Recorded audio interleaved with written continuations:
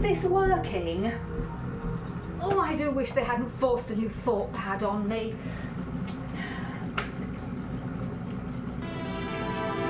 That's it. Good.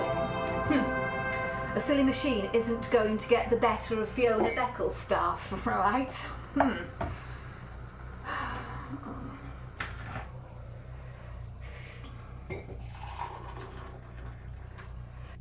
Fiona Becklestaffe's posthumous life assessment journal, 28th diurnal phase of the 4th equinoctial quarter, 21 something something. God, I forget what year it is. And frankly, it doesn't matter, does it? They're all the same now. You can work it out for yourself when I'm gone. Don't even know why I started this journal. What have I got to say for myself? Oh, I know. The kitchen cubicle. It's new since the last journal entry. Do you like it? I had it done retro, you know. Like one of those old 20th century models. It's a shame about the fake boiler. But look, real tiles. Not the best tiling, of course, but it's a lost art. You need a craftsman. I even managed to get a vintage kettle that boils real water. Look! Don't tell Command Administration, though. I'd be in real trouble.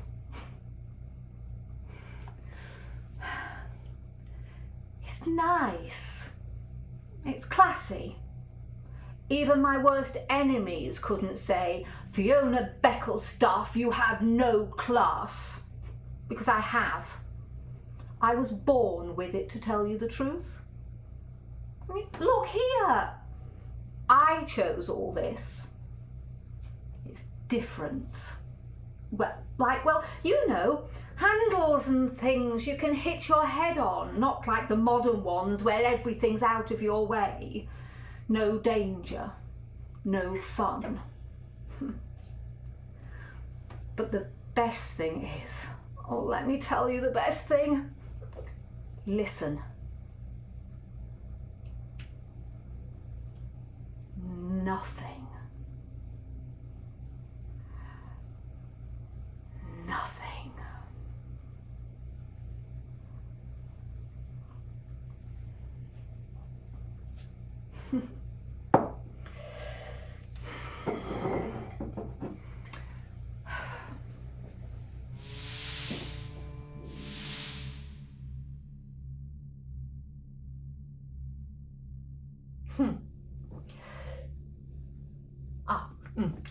Welcome to our practical relaxation cubicle. It's nice, isn't it? I had it done retro too. Look, here. Real wood. It wasn't endangered back then. Maybe I told you about it last time. I forget. And believe you me, I have no reason on earth why I should care if I'm repeating myself to my posthumous life assessors. Odd. I can't hear anything. Perhaps he hasn't started yet. I wonder if he watches her get dressed. I don't really ask what goes on in his cubicle. He'd try to explain, you see, and that gets very boring very quickly. I bore easily, you see. It's the downside of being an intellectual. To tell you the truth, I didn't really mind when he got himself a robot. I mean, sometimes I think he even bores himself, bless him. So if a machine could do my work for me and not care, so much the better, don't you think? It's not like I don't enjoy sex. Oh, give me the right man, woman or other, and I'm swinging from the chandeliers in crotchless knickers with the best of them. It's just that, I mean, His wildest desires used to have the thrill of a damp lettuce sandwich on a wet Wednesday, bless him, but now he's transformed. I mean, I didn't even really want a psychometrically assigned permanent life consort, and frankly, I deserve better class than the what I got. But the command administration assigned Roger to me, and you know, no one can ever say that Fiona Becklestaffe doesn't make the best of a bad job. Till let death us do part and all that. The sooner the better, though.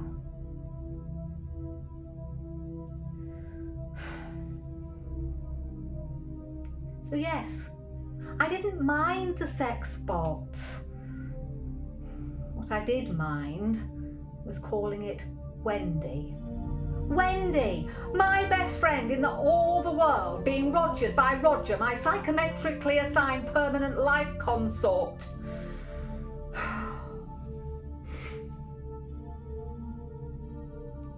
Well, she was my best friend until the menopause.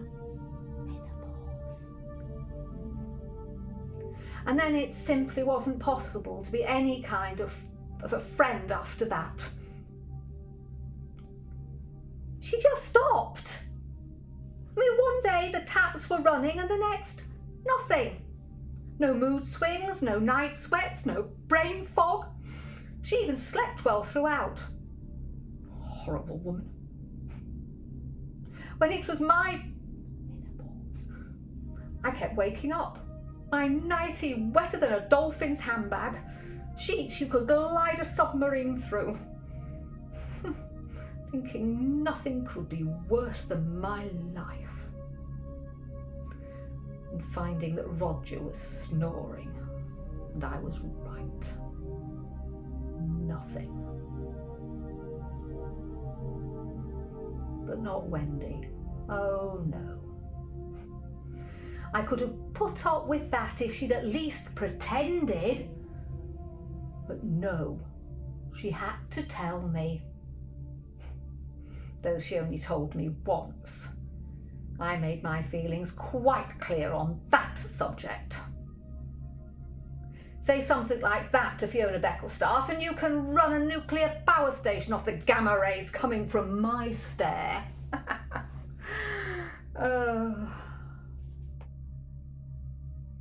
There's always something odd about Wendy. Real life Wendy, not robot Wendy. She was perfectly normal and charming and wiped clean, of course. Real Wendy. She's something frightfully important in artificial intelligence. I don't ask too much. I get bored very quickly with technical things. As well as with tedious permanent life consorts. See, I'm too intuitive and emotionally intelligent. I know what I need to know, and that's what I know. Oh, listen. Bless them, they've started. Can you hear that? You're not recording it, are you? Oh, maybe the anti-porn filter is cancelling it out. She's squealing. Oh, oh, oh. Oh, he always did like a bit of squealing. I never got into it. I gave it a right go. Oh. But my heart wasn't in it. I mean, you're either a squealer or you're not, aren't you? You can't hear it, but he's got her going like a Randy Blackbird sitting on an electric fence. Same every evening. I leave him to it for half an hour or so. He comes back to the practical relaxation cubicle when he's finished, all flushed and smug somehow, like he's done something special. Well done him, I say. Meanwhile, I've had a nice cup of tea and a chance to put my feet up and check my cyber thought mails. Now you might think that's boring, and that his hump and dump is exciting, but that's where you're wrong. I'm exploring my inner self, the most fascinating journey of them all. Giving myself time to think. You appreciate time to think more when you're older, don't you? So little of it left. Especially for some of us.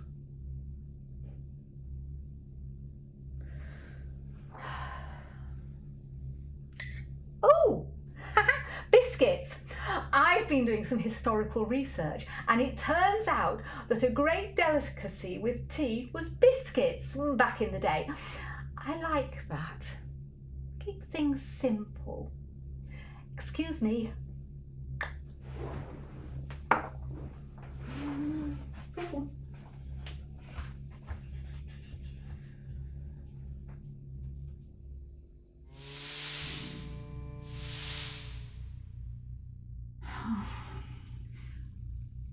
Now, what was I saying? Well, let him have his moments. That's what I say. All we have is this moment. And this moment has a cup of tea. And if I can find it, a biscuit. Ow! Damn, bugger, shit. Oh. I suppose that's the price you pay for a retro kitchen cubicle, I suppose. Oh, there are the biscuits.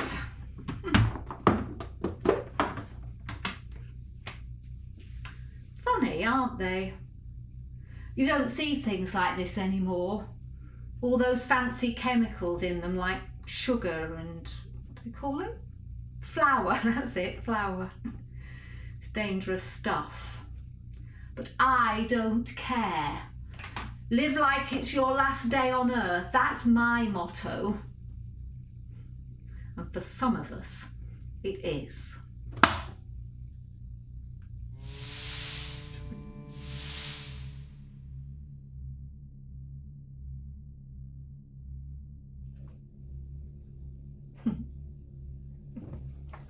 I went for a companion bot instead.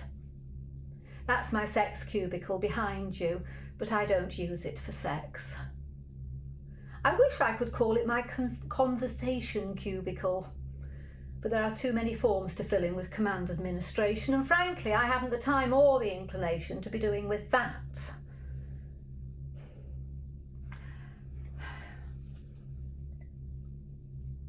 That's called dunking.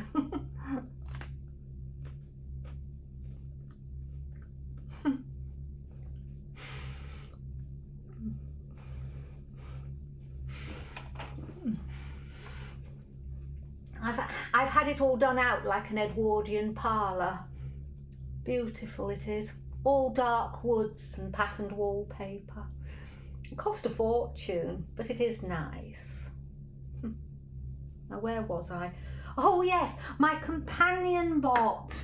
Nigel, I call him. We have nice chats, mostly about comparative philosophers. I got the programmers to give him a utilitarian viewpoint, and I go for stoicism. We do have nice chats. We did discuss sex once, just once. It was all going so well until he said that you should seek happiness by limiting your desires, not trying to satisfy them. The cheek of it. Oh. He's giving her a slap now.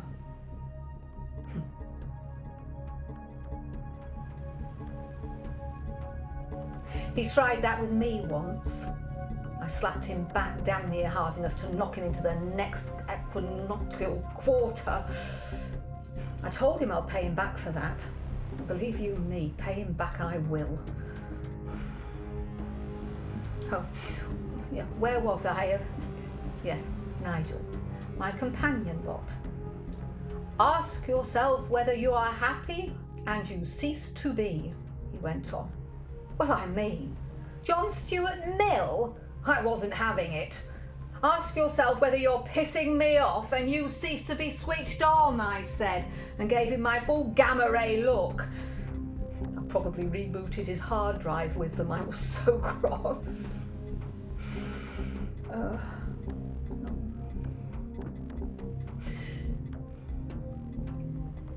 He's not squealing now, more like begging, pleading, you might call it.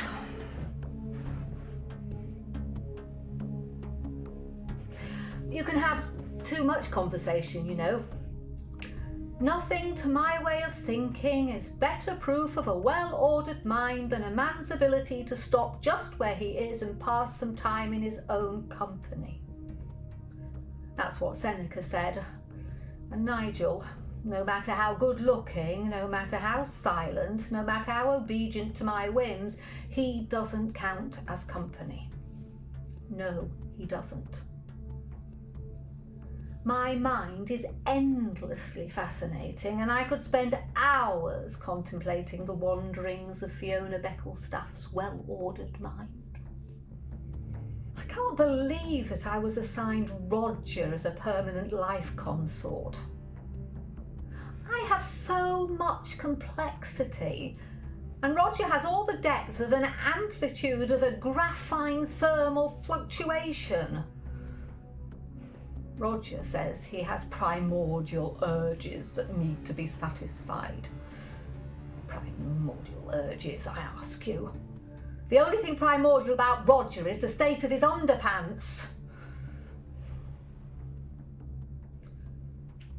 So of course it made sense for him to get a sex bot. He says that while he can rape his robot, it stops him wanting to rape anyone else, like a safety valve. He's got a point, of course, but I still can't help feeling that it's wrong. And, well, I still don't really think of White Clean Wendy as being alive, no matter what the command administration says. So I'm not going to worry about it. As far as I'm concerned, he can get up to anything with that robot as long as he's not doing it to me. You are what you do, not what you think. That's what I say.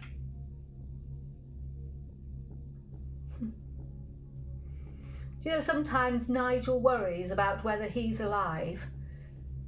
He says the question is not, can I reason, nor can I talk, but can I suffer? Jeremy Bentham, apparently. Well, says I, at least you can be programmed not to suffer. That's more than anyone can do to me. And suffer I do. In spite of what Wendy said to me, no, not White Clean Wendy, Wanker Wendy. No, look, I know that's rude, but it's deserved after the menopause conversation. Where was it? After what Wanker Wendy said to me, I still had the patience of a command administration's sanctified person of honour. I mean, I had reason enough to give her the gamma rays before, but I never did. Endlessly forgiving I was. Endlessly. You know, she was never assigned a psychometrically appropriate permanent life consort. How unfair is that? Did they give Fiona Becklestaffe a choice? They did not. But extra special, oh so wonderful, Wendy Tufton gets the right to say no. She's too important to the command administration, apparently. Did I resent that? I did not. I rose right above it. Though I can't forget it. I couldn't. Oh, I've lost my train of thought again. Oh yes, Wanker Wendy. Before I lost patience with Wanker Wendy, while she was still wonderful Wendy, my best friend in the world, I got her to reprogram Nigel so that he was never quite clever enough to win an argument. There's something about bypassing the automatic learning function or something boring like that. Wendy was good like that. Shame I can't forgive and forget the conversation. Forgive or forget, but not both. And certainly not forgive or forget. So neither, I suppose.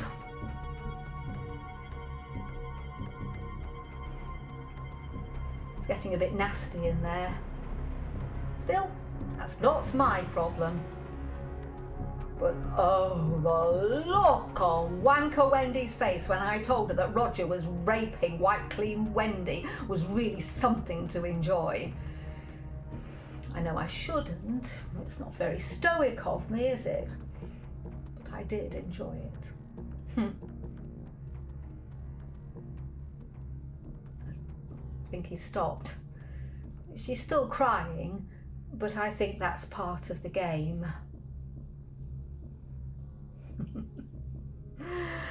Oh, he's going to be in for such a surprise. You know, the hardest bit was having to be nice to Wanker Wendy again. I did it, of course. Epictetus said, don't explain your philosophy, embody it. Well, my philosophy is that Wendy is a wanker and Roger is an arsehole, and Fiona Becklestaffe wants them both out of her life. Embody that, I said to myself. I can't wait. I only wish I could be a fly on the wall. For some reason, the video camera isn't working in Roger's sex cubicle. Thank you again, Wendy. I did tell him and made sure that it got logged, but of course he never got round to doing anything about it. Hell, surprise. Presumably, getting things fixed just isn't one of his primordial urges. But it does mean that should anything happen to him in the next 5 minutes? I mean, what could possibly happen? He's safely in the hands of an officially programmed sex bot, isn't he? But if anything unfortunate should happen to him, like an accident or something terribly unpredictable, who knows what? I can't see the security camera and I can't go and rescue him. Oh, what a shame. So yes, being nice to Wanker Wendy and sharing the terrible news that Roger was raping a robot that he'd named after her. It hurt being so nice, but it was worth it to see her so upset. I helped with a few additional details which weren't strictly true, but they were true in spirit, in essence.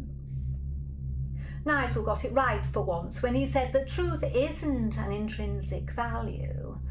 It's instrumental in search of the greater good.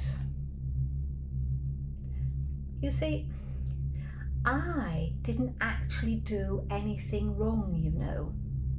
As I said, the truth isn't in the facts, the truth is in the meaning. Nigel and I argue about that all the time. He always loses the argument, of course. Thank you, Wendy. I didn't want to give her the access details of White Clean Wendy's registration. Of course not. I wanted her to beg, and she did, thankfully. So I couldn't possibly have refused, could I? I'm her friend after all. Well, you know, she thought so at least.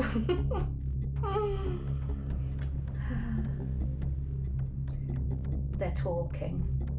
He'll be excited now because she's persuading him to let her gently strangle him.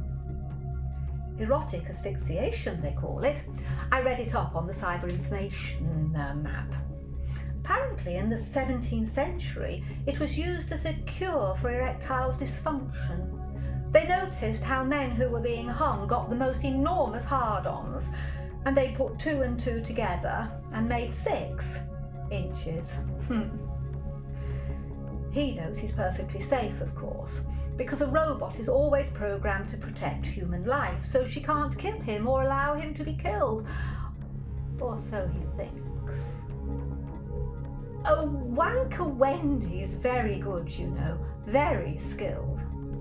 Such a shame I can't see the video to go and rescue him. Also, such a shame that I accidentally blind copied Wendy's superior into the cyber thought mail that gave her the sexbot registration details. Well, I had to, didn't I? In order for evil to triumph, it is only necessary that good people should do nothing. So she's broken her command administration pledge now, and she knows too much. There's only one punishment for that. I'm sure if they had an imagination, they'd find a punishment worse than death, but you know what these authority figures are like. Absolutely no emotional intelligence. Poor Wendy. I almost feel sorry for her. But, well, she did have that easy menopause. What'll they do with Wipe Clean Wendy? Well, now she knows how to kill, presumably they'll have to take her back for reprogramming. That must be like dying for an artificial intelligence.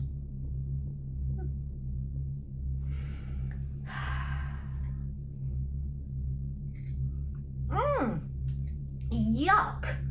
Cold.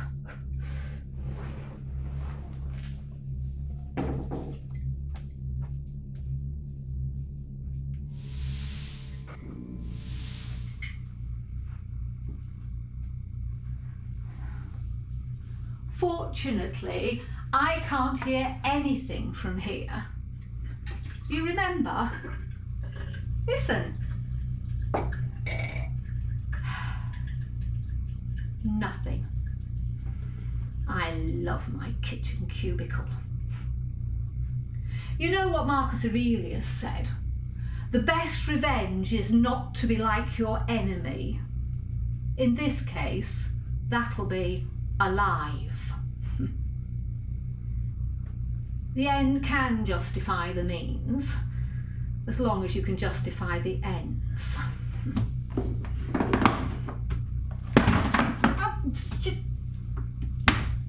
Damn now, bugger, shit. Still, you've got to be stoic about these things, haven't you?